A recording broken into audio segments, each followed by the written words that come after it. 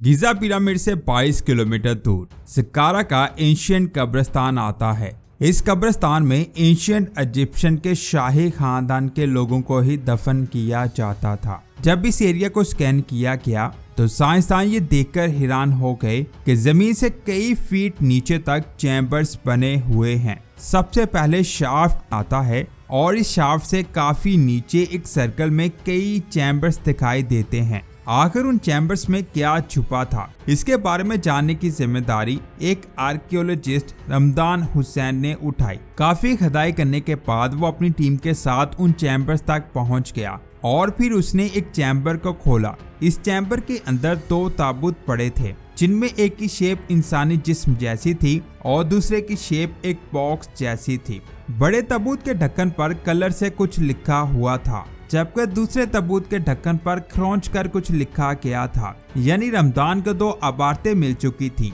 इन अबारतों में इन दोनों के नाम लिखे हुए थे। इस मम्मी का नाम जैनिमित था और इसका नाम ईपॉड। साथ ही रमदान को ये भी पता चल गया कि ये दोनों प्रीस्ट यानी पुजारी थे। रमदान ये जानकर बड़ा हैरान हुआ कि इस कब्रिस्तान में सिर्फ और सिर्फ शाही खानदान के लोगों को ही दफन किया जाता था। तो इन दोनों प्रीस्ट को इस कब्रिस्तान में क्यों दफन किया गया? क्या उस दौर में प्रीस्ट को बहुत ज्यादा अहमियत दी जाती थी? इसका जवाब जानने के लिए सलीमा इकराम नील नदी के किनारे मौजूद लक्सर सिटी में गई। यहाँ एक प्रीस्ट का बहुत बड़ा मकबरा है जिसका नाम पैडिया मेनोपेट है। हैरान करने वाली बात यह है कि इस प्रीस्ट की कब्र बहुत ज्यादा बड़ी है और पूरे सिटी में ये सबसे बड़ी गैर शाही कब्र है। इस मकबरे में कुल 22 कमरे हैं। यहाँ बहुत सारी अबारतें लिखी हैं और इस मकबरे को कलर भी किया गया है। इन चीजों को देखकर सलीमा का कहना है कि शायद उस दौर में प्रीस्ट को बहुत ज्यादा रुतबा दिया जाता था। जब सलीमा ने यहाँ लिखी अबारतों को पढ़ा तो उसने कहा उस वक्त प्रीस्ट न सिर्फ मजहब से जुड़े थे बल्कि वो सियासी भी थे और कारोबार भी करते थे, जिसकी वजह से इन पुजारियों ने बहुत ज्यादा दौलत इकट्ठी की और ये बहुत अमीर बन गए। तो हो सकता है कि जैनिमिड को इसलिए यहाँ दफन किया गया हो कि ये बहुत ज्यादा अमीर था। लेकिन रमदान इस मम्मी के बारे में मजीद जानना चाहता था और साथ उसके माइंड में ये भी सवाल आ रहा था कि इन दोनों प्रीस्ट को एक ही चैम्बर में क्यों दफन किया गया। इन सभी सवालों के बारे में जानने के लिए रमदान इस बड़े ताबूत को खोलने का फैसला किया। लेकिन ताबूत को खोलने से पहले उसने इसके ऊपर कलर से लिखी अबारत को कपड़े से ढांप दिया ताकि इसका कलर खराब ना हो। इस ताबूत के ढक्कन के चारों तरफ गारा लगा हुआ था। असल में इस गारे को एक सील की तरह लगाया गया था ताकि लुटेरे इस ताबूत को आसानी से खोल ना सकें। इस सील को तोड़ने के बाद जैसे ही इस ढक्कन को हटाया गया तो अंदर का मंजर देखकर सबके होश उड़ गए। इस ताबूत में एक मम्मी थी जो मनकों से भरे कफन से लिपटी हुई थी। इस मम्मी का चेहरा कपड़े से ढका हुआ था जिस पर आंखें, नाक और कान बने थे। 2600 सालों बाद भी ये लिबास बिल्कुल सही हालत में था, जिसे देखकर ऐसा लग रहा था कि यह प्रीस्ट जैनिमिड एक बहुत अमीर आदमी था। इसके बारे में मजीद जानने के लिए रमदान ने उस अबारत के ऊपर से कपड़े को हटा दिया और उसे वहां एक नाम दिखाई दिया, नेजस। यानी ये प्रीस्ट नाउज़ुबिल्लाह नेजस की पूजा करता था। इसके नाम को आप स्क्रीन पर देख सकते हैं। इसके नाम के साथ एक सांप बना हुआ है, जिसका मतलब है कि उस वक्त लोग नाउज़ुबिल्लाह नेजस को सांपों की देवी मानते थे। दूसरी तरफ रमदान ने एक और चैम्बर को ओपन किया तो उसमें एक टूटे ताबूत के अंदर एक मम्मी पड़ी थी। जब रमदान ने इसके चेहरे को देखा तो कपड़े के नीचे उसे एक ऐसी चीज दिखाई थी जिसे देखकर वो हक्का बक्का रह गया, क्योंकि रमदान को मम्मी के चेहरे के ऊपर चांदी से बना हुआ एक मास्क मिल गया था, जो रमदान के लिए बहुत बड़ी डिस्कवरी थी, क्योंकि ऐसी कोई चीज साइंसदानों को 100 साल बाद मिली थी। इससे पहले 1922 में टूटनखामुन के खजाने को फंड किया गया था। इस मास्क के अलावा उस मम्मी के ताबूत पर भी लिखा था कि ये एक प्रीस्ट है और ये भी नाउजुबिल्लाह नेजस की पूजा करता था। यानी साइंसदान को दो मम्मीज मिली जो नाउजुबिल्लाह नेजस की पूजा करते थे, जिसको वो नाउजुबिल्लाह सांपों की देवी मानते थे। इन दोनों के चैम्बर्स को खोलने के बाद साइंसदानों ने एक और चैम्बर्स को खोल दिया। इस चैम्बर से एक मम्मी मिली जिसके साथ कई छोटे जार पड़े हुए थे। जब रमदान ने उन जार्स को देखा तो उसे एक नाम दिखाई दिया जो था डीडी पास्टेड। ये नाम जेनीमेथ के ताबूत पर भी लिखा हुआ था जो उसकी माँ का नाम था। यानी ये मम्मी जेनीमेथ की माँ की थी जिसको उसके बिल्कुल साथ ही दफन किया गया था। रमदान जार्स को देखकर बहुत ज्यादा हैरान था क्योंकि अक्सर चैम्बर से सिर्फ और सिर्फ 4 जार्स मिलते थे, लेकिन इस चैम्बर से 4 नहीं बल्कि 6 जार्स मिले थे, जिनमें 4 का साइज बड़ा था जो ऑलमोस्ट अक्सर चैम्बर में मौजूद होते, लेकिन 2 का साइज छोटा था और ये दोनों जार सेंटर में दोनों तरफ पड़े हुए थे। आखिर इन जार्स के अंदर क्या था और इस मम्मी के साथ 2 एक्स्ट्रा जार्स क्यों रखे गए? इन सवालों के बारे में जानने के लिए इन चीजों को म्यूजियम में भिजवा दिया गया। जब साइंसदानों ने 2 छोटे जार्स को स्कैन किया तो वो ये देखकर चौंके कि इन दोनों छोटे जार्स में डीडी पास्टेड की बॉडी के अज़ा मौजूद हैं। जी हाँ, आपने बिल्कुल सही सुना। साइंसदान का मानना है कि हो सकता है इनमें किडनी या ब्रेन रखा हो, लेकिन उन्हें कंफर्म नहीं पता क्योंकि इतने सालों से ये अज़ा टिश्यू बन चुके हैं। बाकी जो बड़े जार्स हैं साइंसदानों ने उन्हें स्कैन नहीं किया। उनको यकीन है कि इनमें भी कोई ना कोई इंसानी अज़ा मौजूद हो सकते हैं। अब सवाल ये आता है कि इस मम्मी के अज़ा को इस जार में क्यों रखा गया? असल में जितनी भी मम्मीज डिस्कवर हुई हैं उनमें साइंसदानों ने एक चीज देखी है कि जो जितना ज्यादा अमीर होता है उसे उतने अच्छे तरीके से दफन किया जाता है। इसीलिए हो सकता है ये मम्मी बहुत ज्यादा अमीर हो क्योंकि इसके साथ 2 एक्स्ट्रा जार्स को दफन किया गया, जिससे पता चलता है कि एंशिएंट इजिप्शियन में औरतें कितनी ज्यादा पावरफुल और अमीर थीं। इसके बाद बारी थी मास्क को स्टडी करने की। इसे भी म्यूजियम में लाया गया था। ये मास्क एक प्रीस्ट की कब्र से मिला था। उस दौर में ये मास्क बहुत ज्यादा कीमती था क्योंकि उस दौर में सोना तो आसानी से मिल जाता, लेकिन चांदी को बाहर से मंगवाया जाता था, जिसकी वजह से एंशिएंट इजिप्शियन में चांदी सोने से 2 गुना ज्यादा महंगी हुआ करती थी। और किसी प्रीस्ट की मम्मी से ऐसी चीज मिलने का मतलब है कि वो प्रीस्ट बहुत ज्यादा अमीर हुआ करता था। रमदान मजीद जानना चाहता था कि ये मास्क किन चीजों से मिलकर बना है। जब इस पर एक्सरे डालकर चेक किया गया तो रिजल्ट देखकर सबके होश उड़ गए। इसमें 2 चीजें मिली, एक सोना और एक चांदी। जो इसमें सोना इस्तेमाल किया गया था वो 60% प्योर था, जबकि इसमें जो चांदी इस्तेमाल की गई वो 99.07% प्योर थी। इस चीज ने रमदान को और ज्यादा हैरान कर दिया क्योंकि इससे पहले उसने इतनी खालिस चांदी को नहीं देखा था। आमतौर पर खालिस से खालिस चांदी भी 93% प्योर होती है, लेकिन ये 99.07% प्योर थी, जिससे पता चलता है कि उस दौर में प्रीस्ट कितने ज्यादा अमीर हुआ करते थे। मम्मीज के साथ इतनी कीमती चीजें रखने का मतलब है कि उस वक्त ये एक कारोबार था। जो कोई जितना पैसा देगा उसके साथ उतनी कीमती चीजें रखी जाती। अब रमदान ये पता लगाना चाहता था कि एक ही चैम्बर में 2 ताबूत क्यों रखे गए। इसके लिए वो वापस उसी चैम्बर में आता है और वो ई पॉट की मम्मी को देखता है। इस मम्मी को किसी चीज से कवर किया गया था, लेकिन जैसे ही उसने इसके चेस्ट और शोल्डर को अच्छे से देखा तो वो सोच में पड़ गया। इस ताबूत के ढक्कन पर इसका नाम लिखा था और साथ ये भी लिखा था कि ये नेजस का प्रीस्ट था, जिससे लगता है कि ये एक आदमी है। लेकिन इसके चेस्ट को देखने के बाद रमदान को लगा कि ये आदमी नहीं बल्कि औरत लग रही है। जी हाँ, असल में रमदान ने देखा कि इसके लेफ्ट बाजू को मोड़कर चेस्ट पर रखा गया है, जबकि दूसरे बाजू का हाथ नीचे की तरफ रखा हुआ है। रमदान के मुताबिक इस तरह से ऊंचे दर्जे की औरतों को दफनाया जाता था, यानी जिस मम्मी को सब कई महीनों से आदमी समझ रहे थे, असल में वो औरत लग रही है। इस बात को कंफर्म करने के लिए रमदान ने इस मम्मी का एक्सरे करवाने का फैसला किया। जब इसका एक्सरे किया गया तो ये बात क्लियर हो गई कि ई पॉट एक आदमी नहीं बल्कि एक औरत प्रीस्ट थी। इसके बाद रमदान ने उस मम्मी को भी देखा जिसके चेहरे पर सिल्वर मास्क रखा था। उसका बाजू भी मोड़ कर चेस्ट पर रखा हुआ था, जिससे कंफर्म हो गया कि ये भी एक औरत है। इन तीनों औरतों की मम्मी को देखकर ऐसा लगता है कि ये तीनों औरतें बहुत ज्यादा अमीर थीं। यानी उस दौर में औरतें और प्रीस्ट बहुत ज्यादा पावरफुल और अमीर हुआ करती थी, इसीलिए इनको इस कब्रिस्तान में दफन किया गया। और ये सारे प्रीस्ट नाउज़बिल्लाह नेजस की पूजा करती थी। अब रमदान के माइंड में एक और सवाल आ रहा था कि क्या जैनिमिट एक औरत है या मर्द। इस बात को बताने वाला इन्हें कोई भी सबूत नहीं मिला कि ये एक औरत है या मर्द।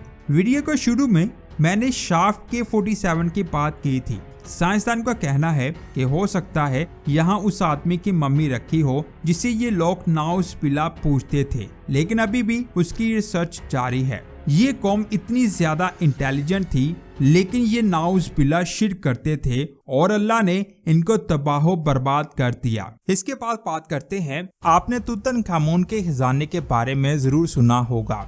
इस खजाने को तूतनखामुन की मम्मी के साथ किंग्स वैली में दफनाया गया था। ये वैली इजिप्ट में मौजूद गिजा पिरामिड से 650 किलोमीटर की दूरी पर मौजूद है, जिसके टॉम को 4 नवंबर 1912 में डिस्कवर किया गया था, जिस पर मैं ऑलरेडी वीडियो बना चुका हूँ। इस खजाने की तस्वीरों को आप स्क्रीन पर देख सकते हैं। पूरी दुनिया में इस खजाने की बात फैल गई। इस खजाने में बहुत सारी चीजें थी, जिनमें एक सोने से बना हुआ हार था, जिसमें एक पत्थर लगा हुआ था। ये वो पत्थर था जो आने वाले कई सालों तक साइंसदानों की नींदें हराम करने वाला था, क्योंकि ऐसा पत्थर आज से पहले किसी ने भी नहीं देखा था। इस तरह के पत्थर को दुनिया भर में ढूंढा गया, लेकिन ऐसा एक भी पत्थर साइंसदानों को नहीं मिल सका। दुनिया भर के साइंसदान बहुत ज्यादा हैरान थे कि आखिर ये पत्थर कहां से आया। इस पत्थर को स्टडी करते हुए कई साल गुजर चुके थे, लेकिन किसी के पास भी इसका जवाब नहीं था। और फिर वक्त गुजरने के साथ साथ टेक्नोलॉजी का दौर आया और साइंसदानों ने इस पत्थर को पहली बार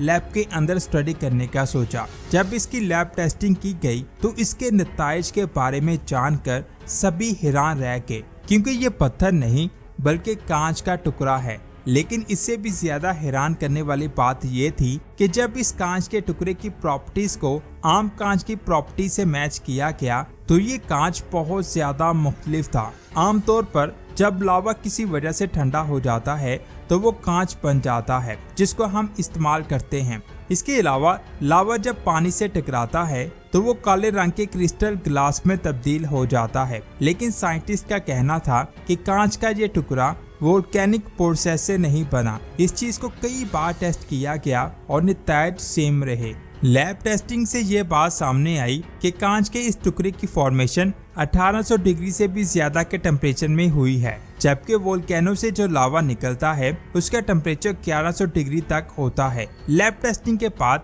साइंसदान मजीद परेशान हो गए। वो सोच रहे थे कि आज से 3000 साल पहले जब टेक्नोलॉजी ना होने के बराबर थी, उस वक्त के लोगों के पास ये कांच का टुकड़ा कहां से आया। इस कांच को सिर्फ कुछ ही साइंसदान स्टडी नहीं कर रहे थे, बल्कि दुनिया भर में इस टुकड़े को स्टडी किया जा रहा था। कई सालों के बाद भी किसी को नहीं पता चल सका कि कांच का यह टुकड़ा कहां से आया है, और अब यह टुकड़ा एक मिस्ट्री बन रहा था। लेकिन एक दिन एक काफला सहरा के रेगिस्तान से गुजर रहा था। उस काफले ने देखा कि रेत पर दूर दूर तक कुछ चीजें चमक रही थीं। जब उन्हें करीब जाकर देखा तो लाखों कांच के टुकड़े रेत पर पड़े हुए थे, और ये सेम उसी तरह का कांच था जो तूतनखामुन के खजाने में मौजूद था। जिस जगह से ये कांच मिला था वो जगह तूतनखामुन के टॉम से 1000 किलोमीटर की दूरी पर मौजूद है, जो बहुत ज्यादा हैरानकुन बात थी, क्योंकि इस जगह से लोग बहुत कम गुजरते हैं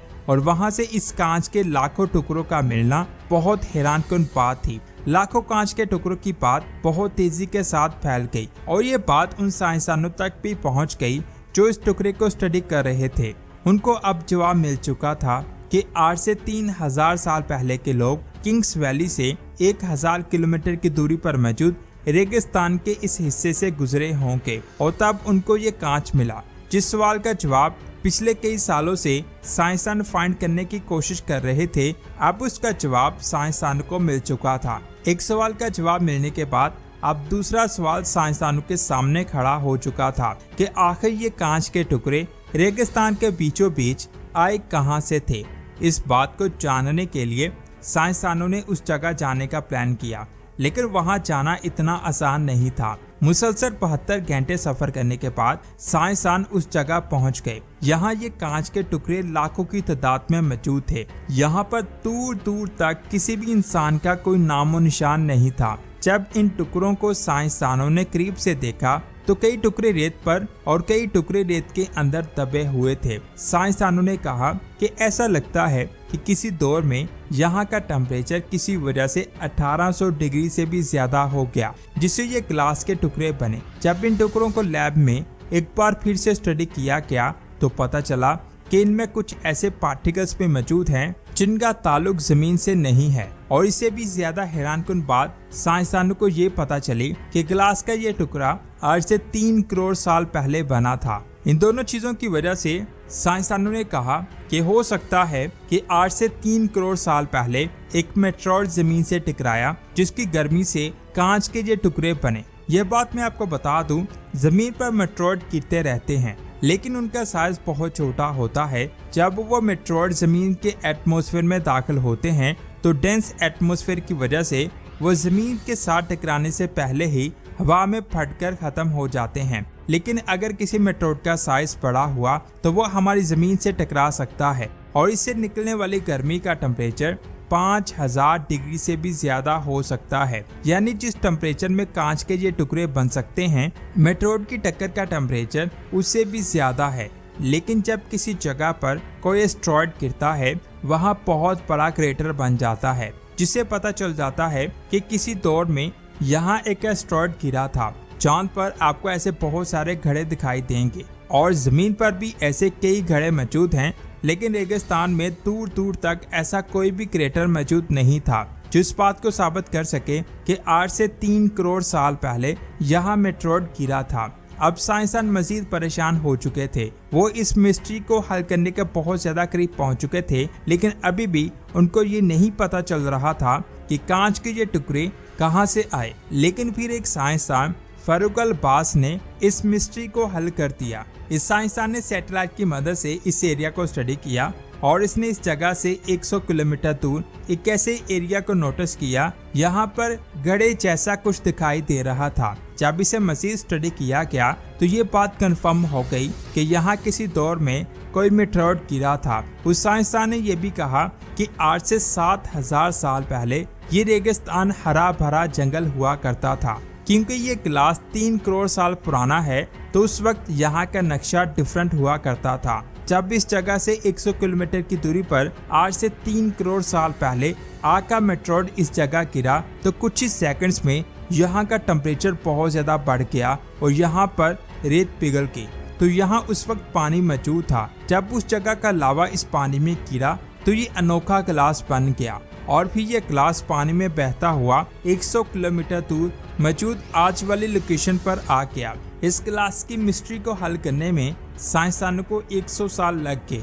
इस ग्लास को डेजर्ट ग्लास का नाम दिया गया। ये सिर्फ और सिर्फ सहरा के रेगिस्तान में पाया जाता है जो अफ्रीका में मौजूद है। इसके बाद बात करते हैं 15 अप्रैल 1912 की सुबह को 12:15 पर एक जहाज ने अपने आसपास मौजूद सभी जहाजों को इमरजेंसी सिग्नल भेजना शुरू किया। ये सिग्नल बहुत सारी शिप्स को मिला, लेकिन कोई भी शिप उस जहाज के इतना करीब नहीं थी कि वो टाइम से जाकर उस जहाज में मौजूद लोगों की हेल्प कर सके। लेकिन एक शिप इस जहाज से 107 किलोमीटर की दूरी पर मौजूद थी। इस सिग्नल के मिलते ही वो शिप इसकी तरफ आने लगी, लेकिन जिस वक्त वो शिप वहां पहुंची तो शिप को डूबे हुए 1 घंटा हो गया था। लेकिन 705 लोग छोटी बोट्स पर सवार थे, लेकिन 1570 लोग मर चुके थे। मैं बात कर रहा हूँ टाइटैनिक जहाज की, जिसको डूबे हुए काफी टाइम हो चुका है, लेकिन साइंसदानों ने इसके मलबे को फाइंड कर लिया है। आखिर उन्होंने इस जहाज के मलबे को कैसे फाइंड किया, ये अमेजिंग इन्फॉर्मेशन आप जानोगे आज के इस वीडियो में, तो पूरी वीडियो वॉच कीजिएगा। और आप देख रहे हैं स्पेस वर्ल्ड। टाइटैनिक ऐसे वक्त में डूबी थी जब समुद्र को स्टडी करने की टेक्नोलॉजी ना होने के बराबर थी। लेकिन फिर भी लोगों ने उस जहाज के मलबे को ऊपर लाने की बहुत कोशिश की, लेकिन कोई भी उसके मलबे को ऊपर ना ला सका। उस वक्त इतनी अच्छी टेक्नोलॉजी ना होने की वजह से टाइटैनिक समुद्र की गहराई में डूब चुका था और किसी को भी नहीं पता था कि टाइटैनिक जहाज कहां पर डूबा है। फिर 1914 में वर्ल्ड वॉर शुरू हो गई, जिससे दुनिया में काफी ज्यादा तबाही हुई और 40 साल ऐसे ही गुजर के फिर 1953 में समुद्र से मलबा निकालने वाली कंपनी, जिसका नाम रिचर्डसन बैचलर लिमिटेड था, उस कंपनी ने पहली बार पूरी तैयारी के साथ टाइटैनिक के मलबे को फाइंड करने की कोशिश की। उनके सामने पहला चैलेंज इस बात का पता लगाना था कि टाइटैनिक कहां डूबा है। आप सोच रहे होंगे कि जिस जगह पर टाइटैनिक डूबा था, जिसको बचाने एक जहाज भी गया था,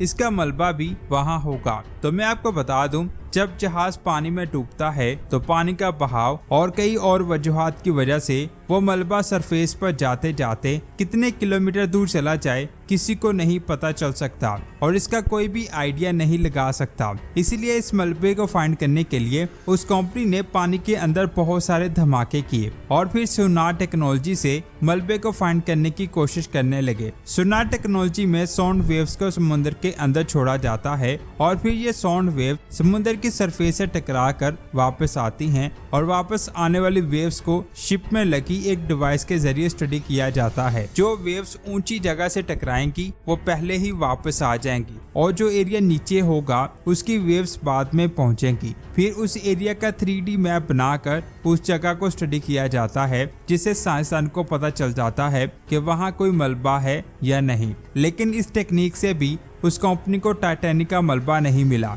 1 साल के बाद उन्होंने दोबारा कोशिश की, लेकिन वो फिर नाकाम रहे। इसके बाद 1973 में रॉबर्ट नामी एक प्रोफेसर जो पहले नेवी में काम करता था, उसने इस मलबे को फाइंड करने का फैसला किया। 1973 में उसने एक ऐसी छोटी सबमरीन बनाई जिसमें लाइटिंग, कैमरा और मैनिपुलेटेड आर्म्स थे और इसकी सबसे खास बात ये थी कि इसको ऑपरेट करने के लिए किसी इंसान का इसके अंदर बैठना जरूरी नहीं था, बल्कि उसको रस्सी से बांध के शिप से ही कंट्रोल किया जा सकता था। इसके जरिए समुद्र की गहराई में आसानी से देखा जा सकता था कि नीचे टाइटैनिक का मलबा है या फिर कुछ और। इस पर 4 साल तक वर्किंग होती रही और फिर 4 सालों के बाद इसको टेस्ट करने के लिए इसे पहली बार अल्कोहा नामी शिप के नीचे बांधा गया। लेकिन जिस पाइप से ये सारी चीजें कनेक्ट थी वो पाइप टूट गया, जिससे सारे आलात समुद्र की गहराई में चले गए और 4 सालों का ये प्लान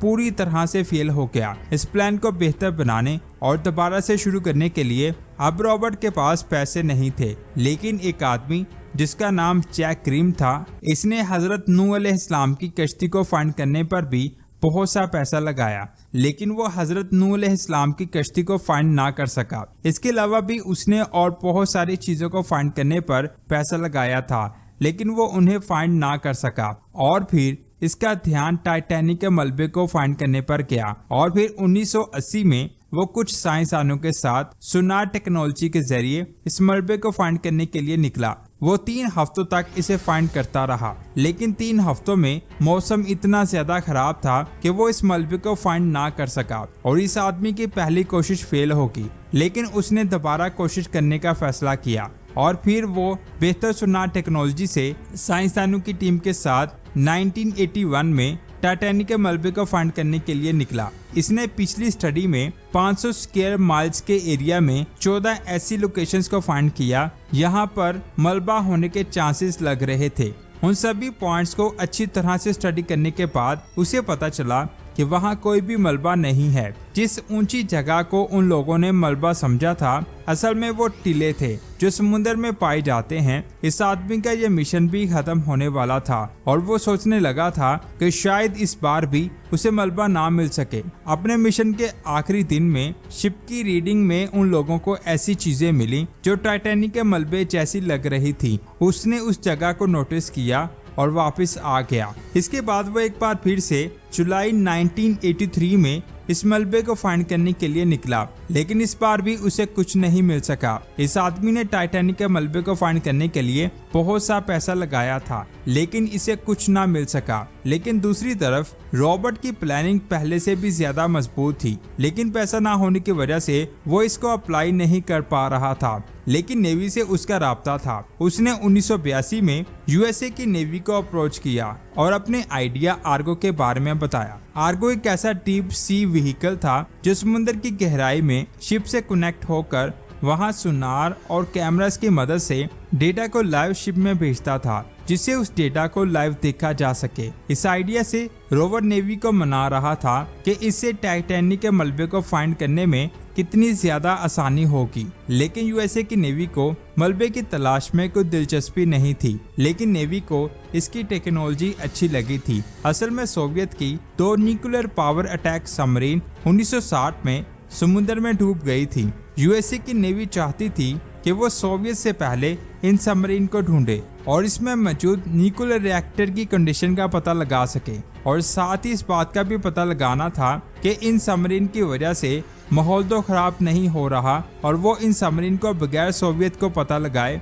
फाइंड करना चाहते थे। इसलिए नेवी ने आर्गो को मजीद बेहतर बनाने की परमिशन दे दी और साथ ही पैसा भी दिया, और साथ ये कंडीशन रखी कि पहले वो इन दोनों सबमरीन को फाइंड करेंगे, फिर टाइटैनिक के मलबे को। डील के मुताबिक रॉबर्ट ने पहले सबमरीन को फाइंड किया। असल में सबमरीन के बहुत सारे टुकड़े जिसका पीछा करते करते वो आसानी से सबमरीन तक पहुंच गए। यहाँ पर इन लोगों ने ये बात भी सोची कि पहले टाइटैनिक को डायरेक्ट फाइंड किया जा रहा था, लेकिन जब टाइटैनिक नीचे गिरा तो उसके टुकड़े भी समुद्र में फैल गए, और फिर नेवी ने टाइटैनिक के छोटे छोटे टुकड़ों को फाइंड करना शुरू किया। 9 दिनों तक उन्हें कुछ भी नहीं मिला, लेकिन 10वें दिन उन्हें सरफेस पर छोटे छोटे टुकड़े दिखाई दिए, और फिर वो उन टुकड़ों को ट्रेस करने लगे। जैसे जैसे वो आगे बढ़ रहे थे टुकड़े बड़े हो रहे थे, और फिर थोड़ी देर बाद वो टाइटैनिक के मलबे तक पहुंच गए, और 1985 में उन्होंने टाइटैनिक को फाइंड कर लिया।